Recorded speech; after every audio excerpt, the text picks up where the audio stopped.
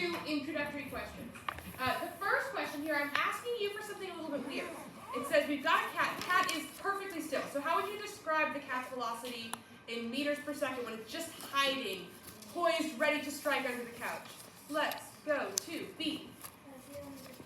0 meters per second. So the cat starts at 0 meters per second, and then it sees a mouse, and it speeds up, and it speeds all the way up to 2 meters per second.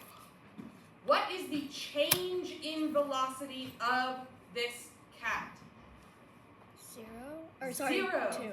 Sorry, 2. 2 meters per second is correct. 0 is the starting point. We increased to 2 meters per second. So our change in velocity, we do want to be really specific here. We want to say it's an increase of 2 meters per second. So I'm going to ask that when we talk about change in velocity, we have a sign next to it. Don't just say 2 meters per second, say positive 2 meters per second. We want to increase by 2 meters per second. That is our change in velocity. Now we have a symbol that means change in velocity. The symbol for change, because of course physicists are too lazy to write anything down.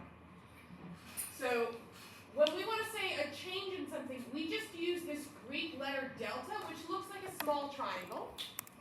So if I want to say a change in velocity, I would just say delta V.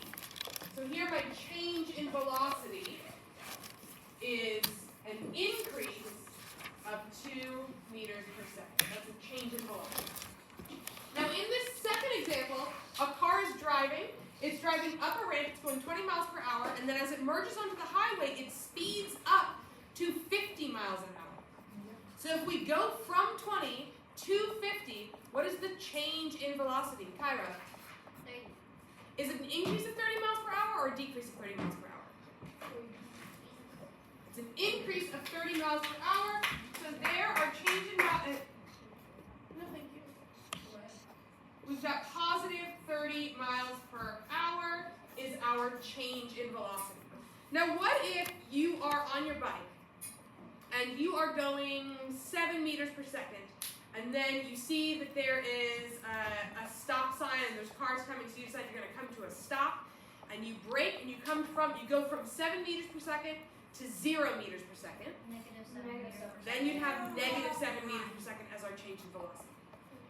Yes, Alex? Question? So what I just say is from what you were currently doing to what you changed to, you take what you changed to, and you minus it by what you were doing, and that's the change. Yeah, so we basically have a formula that you come up with here. So the formula you come up with is for a change in velocity. And it says a change in velocity is your final velocity, so here I'm going to use VF for final velocity, minus our initial velocity. So what we ended up with minus what we started with will get you your change in velocity. Should we put this in physics formula? Why, yes, you should. This is indeed the next thing you need to add to your physics formula What does sheet. the I stand for? So we've got a bunch of symbols here. Remember, on our physics formula sheet, your left-hand side has the formulas, and your right-hand side has what the formulas stand for. Formulas. So on the right